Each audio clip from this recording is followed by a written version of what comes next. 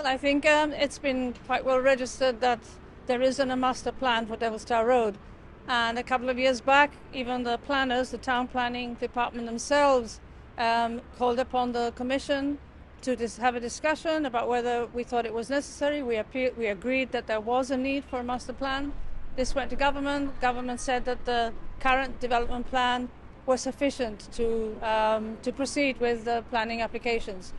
So this gets mentioned every time an application comes to planning. The planners always have this caveat that while they don't object to this or that or the other, they lament the fact that there isn't a master plan for the area. Why? Because then we wouldn't be discussing at length the aesthetics, the why. Should it be like this? Should it be like this? We have endless questions about, whether a project should go ahead because there isn't a proper policy in place driving how the developments should be. So it's all done piecemeal and it's assessed in a piecemeal format. And of course we have the precedents, which just compounds the situation. Once you've got these very large buildings going up, then there's nothing really stopping the next being the same, or as we're seeing now, even larger, taller. So we've heard today that the plan should take another 18 to 24 months to come about. What is the alternative to waiting for it? I mean, what can be done until that plan is in place? Well, I mean, the last time the development plan was updated and published was 2009. That one had taken 18 years to come to fruition.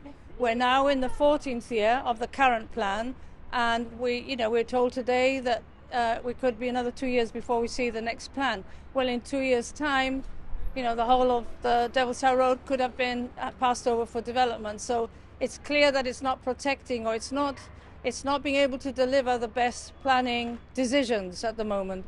And we question that. I mean, simply hearing that as long as it's not inside the city walls and the upper town, then, we need housing, we need offices, we need everything, just go ahead. We're not saying stop that. We're saying do it thoughtfully, in a mindful way, in a plan that has really assessed every aspect of it, the impacts and all that.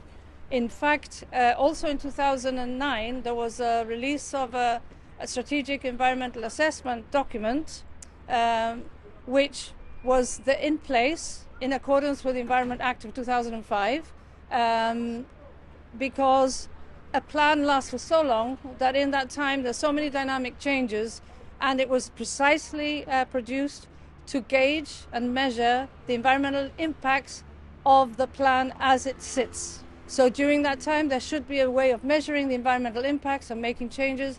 There were recommendations for a landscape study for the character of Gibraltar.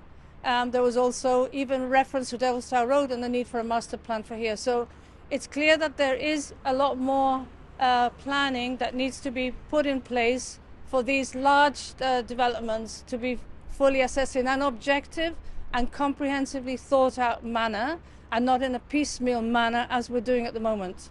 And what would you say to that? You mentioned the need for housing. What would you say to people who say we need these buildings with this? This is the only place that high-rise developments that can cater for a lot of people can be built.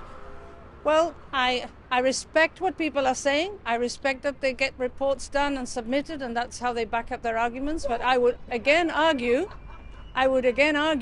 that population numbers and housing needs and economic needs should all form part of this master plan, where we house the poor, the middle class and the wealthy.